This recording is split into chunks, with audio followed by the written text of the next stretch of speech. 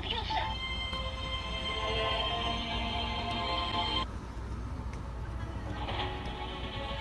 El Estado colombiano debe entregarle más tierra fértil al campesinado.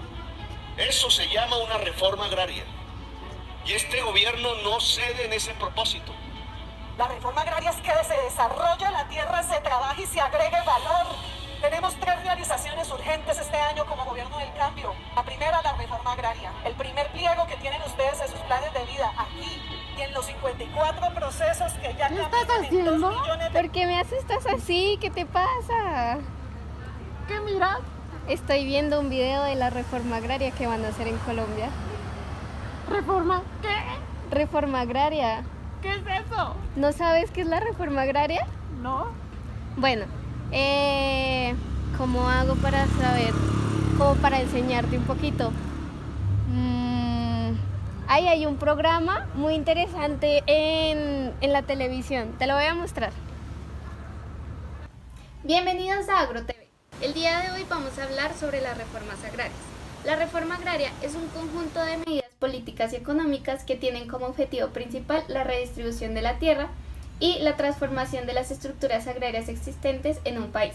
Generalmente, la reforma agraria busca corregir las desigualdades en la tenencia de la tierra, promover la productividad agrícola, mejorar las condiciones de vida de los campesinos y fomentar el desarrollo rural equitativo y sostenible.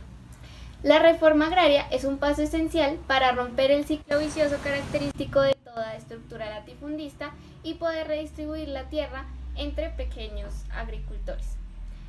Entre las medidas típicas de una reforma agraria se encuentra la regularización de la tenencia de la tierra, el acceso a créditos y servicios financieros para los agricultores, el apoyo técnico y tecnológico para mejorar la productividad, la infraestructura rural, entre otros. En el caso de Colombia, la reforma agraria ha sido un tema crucial debido a las desigualdades de tenencia de la tierra y los conflictos agrarios que han afectado al país. Pero este tema lo vamos a tocar más adelante. Primero vamos a hablar de los tipos de reformas agrarias. Las reformas agrarias en América Latina las podemos clasificar en 3 tipos. Las reformas agrarias estructurales, las cuales integran un proceso nacional de transformaciones revolucionarias, son dirigidas por las nuevas fuerzas sociales en donde éstas asumen una responsabilidad de las clases dirigentes, fundamentan el cambio en la modificación de las relaciones de poder y de las normas institucionales de la sociedad tradicional. La evolución de la estructura latifundista tiene una naturaleza irreversible. Las reformas agrarias convencionales forman parte de una operación negociada entre antiguas y nuevas fuerzas sociales por intermedio del sistema institucionalizado de partidos conservadores, reformistas y revolucionarios, intentando modificar el monopolio latifundista de la tierra y sobre los recursos de desarrollo agrícola sin cambiar las normas institucionales de la sociedad tradicional y enfocando la reforma como una cuestión aislada y sectorial. La reforma agraria se enfoca como una cuestión separada de la problemática nacional, de los cambios estructurales y no se formula la exigencia de una transformación estructural y política del Estado. Las reformas marginales no apuntan hacia la ruptura del monopolio señorial sobre la tierra o hacia la transformación fundamental de las estructuras latifundistas, sino hacia la reparación superficial de esas estructuras, desviando la presión campesina o la presión nacional sobre la tierra por medio de tácticas como la colonización de regiones periféricas, la parcelación marginal de latifundios, el mejoramiento de tierras, etc., apoyándose en el sistema tradicional de partidos y en las normas institucionales de la sociedad tradicional. Bla, bla, bla, bla. Esta señora es muy aburrida. Ya no entiendo nada. Ya no quiero ver esto. ¿Te gustan las caricaturas? Sí, sí me gusta. Bueno, te voy a enseñar el tema en caricaturas. En Colombia han existido varias reformas agrarias a lo largo de la historia, con la idea en mente de construir una sociedad rural compuesta de pequeños y medianos productores. Durante años se ensayaron distintas leyes tendientes a una reforma agraria que distribuyera las tierras en muchas manos, pero, a juzgar por los resultados, o ha carecido de suficiente voluntad política para realizar las transformaciones necesarias, o ha escogido estrategias que no pueden lograr los propósitos que declara la legislación. Según Absalón Machado, Estos ensayos tuvieron impactos muy parciales y dejaron intactos los problemas estructurales de la agricultura, porque se centraron más en la tenencia de la tierra y menos en la creación y utilización de otros elementos para un desarrollo rural integral. Repasemos entonces cuáles fueron las principales leyes que buscaron darle un marco jurídico a estos proyectos. La Reforma Agraria de 1936 se estableció con la Ley 200 de dicho año en el mandato de Alfonso López Pumarejo. Conocida como el Proyecto de Ley sobre Tierras, esta reforma buscaba lograr la equidad en la distribución de la propiedad, impulsar la utilización económica del suelo, definir los territorios baldíos y repartirlos. Se implementó también la extensión de dominio a favor del Estado a los territorios que estaban improductivos por más de 10 años. Y se crearon los jueces de tierra para que vigilaran la implementación de la reforma. Su fracaso se debió principalmente al rechazo por parte de las élites y los grandes terratenientes, quienes habían conseguido grandes cantidades de tierra en los años anteriores. Además de esto, terminó favoreciendo a los grandes poseedores de tierra, pues esta reforma permitía que las personas reclamaran tierras que consideraban propias y que habían estado ocupando, anulando así el dominio público sobre ellas y el poder del Estado para destinarlas a los que no tenían tierra. La Reforma Social Agraria de 1961 se dio bajo la Ley 135 de dicho año, en el mandato del presidente Alberto Lleras Camargo. Esta ley contemplaba 6 objetivos claros. El primero de ellos, reformar la estructura social agraria por medio de procedimientos enderezados a eliminar y prevenir la inequitativa concentración de la propiedad rural o su fraccionamiento antieconómico, reconstruir adecuadas unidades de explotación en las zonas de minifundio y dotar de tierras a los que no la poseen. Los otros 5 objetivos estaban encaminados a generar mejores condiciones socioeconómicas de los campesinos, establecer mejores garantías para los asalariados agrícolas y los propietarios de tierras, la previsión de servicios sociales, técnicos y la adecuada utilización de los recursos naturales. Además de la formación del Fondo Nacional Agrario, que en ese momento se le destinó un presupuesto anual de 300 millones de pesos que debía estar contemplado en el presupuesto nacional para su aprobación. Años más tarde, ante algunos inconvenientes en la operatividad de la Ley 135, se aprobó la Ley Primera de 1968, conocida como de arrendatarios y aparceros. Estudiosos del tema la contemplan como una ley que contribuyó a agilizar los trámites y procedimientos y fijó nuevos causales de expropiación. Además, sirvió para reglamentar la unidad agrícola familiar a fin de proteger y regular la tenencia y explotación de las porciones de tierra distribuidas individualmente a los campesinos beneficiarios, principalmente en lo relacionado con su venta o transferencia. La reforma de 1994 se dio bajo la Ley 60 del mismo año en la administración de San Pedro. Esta ley creó el Sistema Nacional de Reforma Agraria y Desarrollo Rural Campesino para la ejecución y coordinación de las actividades relacionadas con la economía campesina. Además, reafirmó el INCORA como el órgano que iba a dirigir las políticas y, a diferencia de las reformas pasadas, esta incluyó a la mujer campesina como parte de su agenda. Por otro lado, la principal diferencia es que la distribución se hace por medio del mercado y no por el Estado. Estableciendo subsidios para la compra de tierras, se pretendía que los terratenientes vendieran parte de la tierra que no utilizaban a campesinos asalariados. Por ende, el énfasis de las instituciones era el de facilitar la negociación directa entre propietarios y campesinos, debido a que pretendía disminuir la intervención del Estado, facilitando el cambio en el modelo de desarrollo que pasaba del ICI al de libre cambio. Dentro de esa lógica se definió el mercado de tierras, el cual funcionaba con el otorgamiento de un subsidio para realizar la compra directa por parte de los campesinos. Reforma rural integral. En el 2016 se firma el Acuerdo de Paz. En el capítulo 1 se da el reconocimiento de la importancia de la economía campesina, familiar y comunitaria.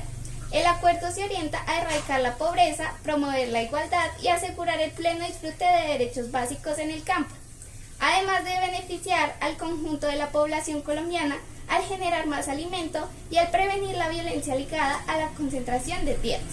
El propósito del acuerdo acuerdo es asegurar la titulación clara y segura de todas las poblaciones del campo. Brindando herramientas para mejoras, también se garantiza que las propiedades de los grandes empresarios estén reconocidos o legalizados por el gobierno. Además, se reconoce la necesidad de la seguridad en el campo, que viene de la formalización de títulos para poder lograr lo acordado. La reforma rural integral habla de dotar de condiciones básicas a los campesinos, brindar tierras, formalizar las titulaciones, dar ayudas para producir, pero esto no resuelve el problema de concentración de tierra, ya que esta reforma no busca redistribuir la tierra, sino tomar terrenos baldíos o tierras expropiadas por extinción de dominio a actores ilegales.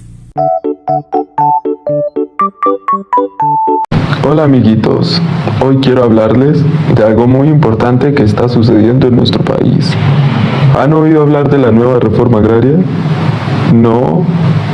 Bueno, déjenme explicarles lo que está sucediendo. Resulta que nuestro gobierno actual, desde el año 2022, ha estado pensando en hacer algunos cambios en el campo. Quiere que la tierra sea más productiva y que los campesinos tengan mejores oportunidades. ¿Qué planea hacer con esto? Bueno, el Ministerio de Agricultura tiene algunos planes interesantes, como por ejemplo, planean usar leyes ya existentes, como la Reforma Rural Integral del Acuerdo de Paz y la Ley 160 de 1994, que habla sobre cómo el Estado puede comprar y entregar tierras a los campesinos más pobres, además de complementar con algunas nuevas leyes. Quieren cambiar nuestra Constitución para dar mayor protección y reconocimiento a los campesinos, siguiendo los lineamientos de las Naciones Unidas. De igual forma, se busca crear una jurisdicción especial que se encargue de resolver los problemas sobre pleitos de tierra. La exministra de Agricultura, Cecilia López, explica que el objetivo es aumentar la producción de la tierra, redistribuyendo tierras con dueños poco productivas y que, aunque tienen gran potencial, no están siendo bien utilizadas, en lugar de otorgar tierras baldías. De este modo, actualizando la información sobre la propiedad de la tierra, se puede cobrar más impuestos a quienes tienen grandes extensiones pero no las usan debidamente. La idea es que si alguien no quiere o no puede pagar estos impuestos, tendrá que hacer de su tierra más productiva o venderla a alguien que sí pueda hacerlo. Si decide venderla, el Estado puede comprarla y luego entregarla a campesinos en áreas rurales donde no tienen o tienen poca tierra.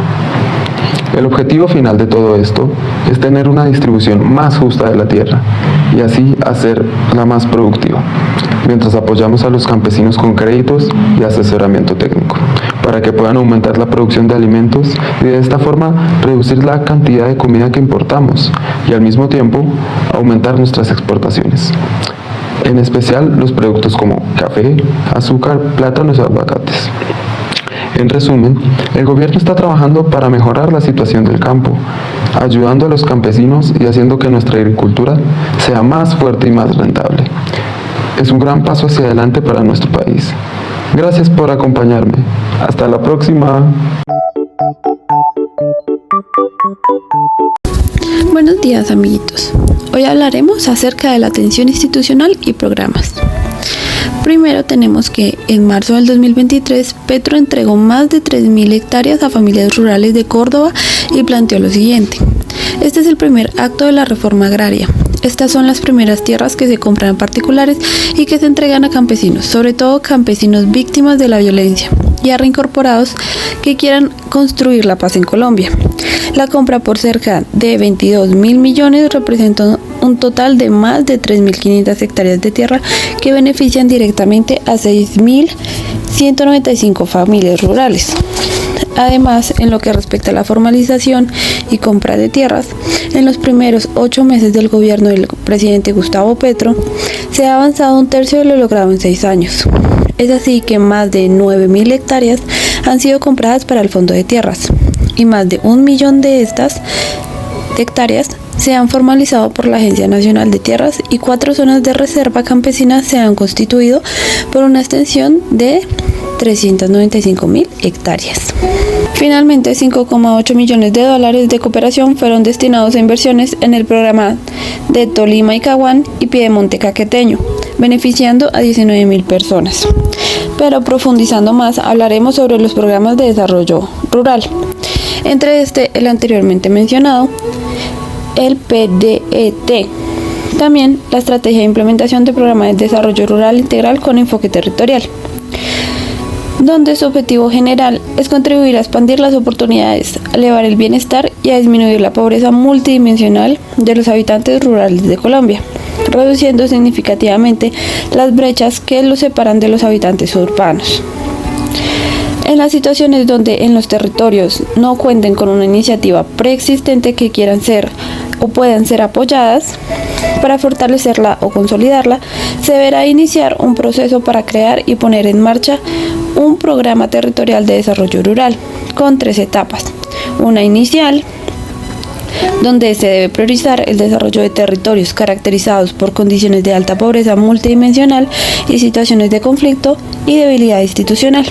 Una segunda etapa, donde se formula el programa del desarrollo rural teniendo 4 resultados principales: el diseño participativo de un programa territorial de desarrollo rural, la socialización del programa territorial, la presentación y discusión eventual de este programa y la firma de un convenio entre este programa y la organización territorial para la implementación del programa. Y en una última etapa de implementación del programa territorial de desarrollo, donde será responsabilidad principal de la organización territorial y de los actores que hacen parte de la misma. Los resultados a lograr en esta etapa son: asegurar los resultados efectivos e impactos establecidos por el Programa Territorial de Desarrollo y en el convenio de cooperación con esta estrategia de implementación del Programa de Desarrollo Rural Integral con enfoque territorial. Además de informes de sistema de seguimiento, evaluación y aprendizaje. Además de este programa, también tenemos el PNR, o el Plan Nacional de Rehabilitación, el cual es un programa especial de la Presidencia de la República que tiene como objetivo central generar ámbitos para la convivencia pacífica entre los colombianos a través de la realización de las acciones que sean necesarias para contribuir al proceso de reconciliación nacional y poner en práctica mecanismos que permitan establecer una relación armónica y duradera entre el Estado y la población, entre los diversos sectores y grupos que conforman la sociedad civil. También tenemos el INCODER, que fue un establecimiento público de orden nacional adscrito al Ministerio de Agricultura y Desarrollo Rural, donde su misión era ejecutar políticas de desarrollo rural en coordinación con las comunidades e instituciones públicas y privadas relacionadas con el sector agropecuario, forestal y pesquero, facilitando el acceso de los pobladores rurales a los factores productivos y sociales para contribuir a mejorar su calidad de vida y al desarrollo socioeconómico del país. Pero, mediante el Decreto Ley 2363 del 7 de diciembre del 2015, se dispuso la creación de la Agencia Nacional de Tierras, la cual es la máxima autoridad de tierras de la nación, cuyo propósito es ejecutar la política de ordenamiento social de la propiedad rural. Asimismo, mediante el Decreto Ley 2364 del 2015, se crea la Agencia de Desarrollo Rural, con el objetivo de ejecutar la política de desarrollo agropecuario y rural con enfoque territorial formulada por el MADR, el cual es el Ministerio de Agricultura y Desarrollo Rural. Además, algunos de sus servicios son gestionar el proceso progresivo a la tierra como factor productivo a través de los siguientes programas: la titulación de baldíos para quienes han realizado su ocupación y explotación en los términos y condiciones establecidas en la ley, adjudicación de bienes fiscales patrimoniales y de baldíos reservados y la adjudicación de subsidios para la compra de tierras. Otro de sus servicios es promover la seguridad jurídica sobre los predios que se encuentran en circunstancias informales, lo cual realiza a través de los programas de clarificación de propiedad, cuyo objeto consiste en el estudio de títulos para definir si la naturaleza de un predio es el territorio baldío o de propiedad privada. Además, el deslinde de tierras de la nación, que apunta a definir los linderos que distinga terrenos de propiedad privada en terrenos baldíos. Y por último, la recuperación de terrenos baldíos indebidamente ocupados, que identifica las ocupaciones de terrenos baldíos, determinando si son ajustadas a la ley. En caso contrario, se dispone a la recuperación de estos terrenos. Eso es todo por el día de hoy, amiguitos. Nos veremos en una próxima ocasión.